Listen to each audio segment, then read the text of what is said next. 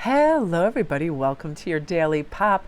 I chose these two cards today specifically because this is going to lead us to this. I feel like this is so huge in the new year that's arriving for us. Like, what seeds are we planting? Right now, I think it's important that we are guided to focus on ourselves, our passions, our life's purpose, and we're definitely being encouraged right now to speak our truth and set all these boundaries around us with confidence. We know when our bandwidth is at its max and we just don't want to participate in something anymore. So let's install some boundaries and reiterate those with people and relatives so they are aware of this. This also says that we're reminded to not to be too selfish sitting here guarding our tree, because the ace lets us be generous with other people. So we're not going to be too selfish in the pursuit of our dreams and what we want. For example, I was all set up ready to do this Daily Pop, and Ian wanted to come in the area off the office that I'm working in and cook, and makes a lot of noise. So I thought, I'll just stop and pause and then chat to him while he's cooking and spend this time, not get aggravated like I was prepared to do this and all of that, like sharing space. This is also a great time to clear toxic habits so we can move into this fresh growth, right? Also, not only toxic habits, but energy and people who hold us back and also create drama, problems, whatever it is. Fantastic time to embrace some shadow work and just purge ourselves of everything. All these emotions that need healing, let's address them and look at them. We can't keep tucking them back in our handbag. I like this analogy of you're carrying a handbag, and every time a problem or a wound or a trauma comes in, you stuff it in that handbag. But yet you carry that handbag around every day. It's going to get heavier and heavier, and it's going to become debilitating. And then you're no longer even going to want to look in that bag because it's going to seem so convoluted and, old.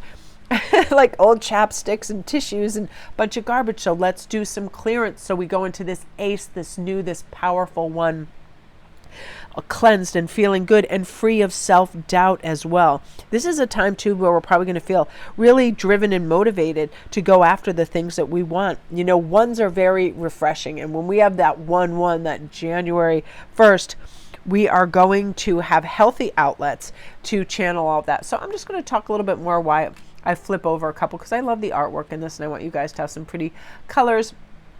So I also want to talk about, what we should be looking at for ourselves. This is just going to be like a little flip through while I'm talking. I want you guys to be able to witness some of this. What I am committed to in this new year is honoring all these beautiful parts of myself. Listen, I understand there's no light without dark. I can be a procrastinator. I can be a perfectionist. But I'm going to be creating new insights by facing all of these things. I have to be brave about it and say, I recognize this in myself. I am the most antisocial social person I know at times. I love all kinds of cyber communication. And yet, if I have to get dressed up, go up and meet somebody, sometimes it becomes a big deal, because I have to be careful, not to position myself to just be a big ear. Look at this. Isn't that amazing? That's why my favorite card in the deck. I love this.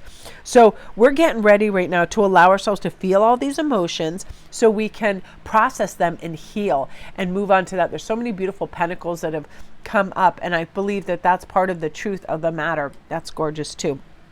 We need to forgive ourselves and others to move forward in our life. Really be committed to transforming into the best version of yourself. Forget those old stories. Forget the looking in the past thinking I shoulda, woulda, coulda. We got to let go of all of that. We are also remembering that uncomfortable feelings and changes are necessary to grow and evolve for us. When we want to transform and change our emotions, we have to face them. So when you get that little crop of, this is really huge and important for me too. I need to transmute feelings when they come in. If I recognize them as being ego-based and problematic, which is the big push for us, right? You won't have enough time. You won't have enough resources. You blah, blah, blah, blah. You'll fall short. Instead, you start condemning yourself. Oftentimes this happens when we first open our eyes. But because we are most impressionable right at that time, we have to recognize that and go, wait a minute, how am I going to rescue? Oh, look at that. Isn't that so beautiful? How do we rescue ourselves from that?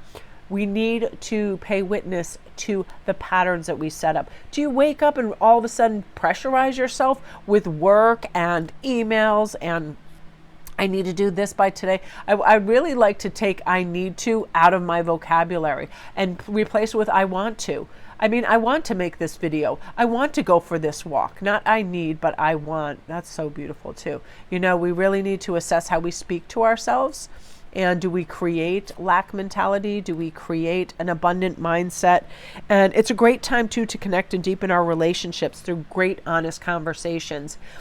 It really will evolve into something fantastic. If you have a family member that there's an agitation there, broach it with respect and love and diplomacy, and you'll find it will bear fruit. Really create space to sit with your emotions so you can release them right now and reflect on where you hold yourself back from abundance and manifesting. You know, are there certain issues that you just find yourself doubting or fearing or anything like that? And come to terms with it. You know, why do I think that there isn't enough of this in the universe? Whether it's love, whether it's starting a new family, whether it's a new business, monetary fears, whatever it is. Where did this come from?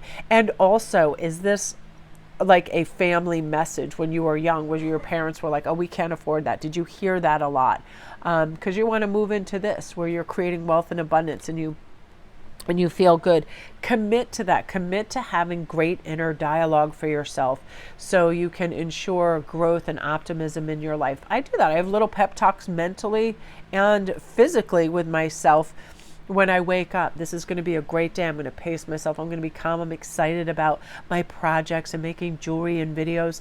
And then I commence with that. So embrace all of these things, but really recognize, have I been overindulgent with whatever, money, food, not exercising, and what daily practices are going to help me feel supported and grounded? That's big. We have choices, right? The Seven of Cups talks about choices. Do I need to feel a little more stable and secure, and in what areas, and how can I rectify that? That's a big area for me too. It's like I need to feel like I have my tools and my resources in certain places for quick access. So when the need kind of arises for a read or whatever I'm feeling, that I can make quick measure of it.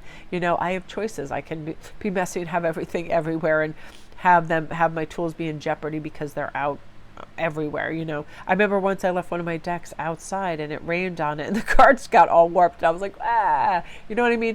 Caring for our things. So you guys, I'm just saying, this is a time where we are going to be strong, calm, and centered, grounded, stable, and powerful, and we're going to release all the things that prevent us from moving forward and evolving. So that is your daily pop, you guys. Love and light.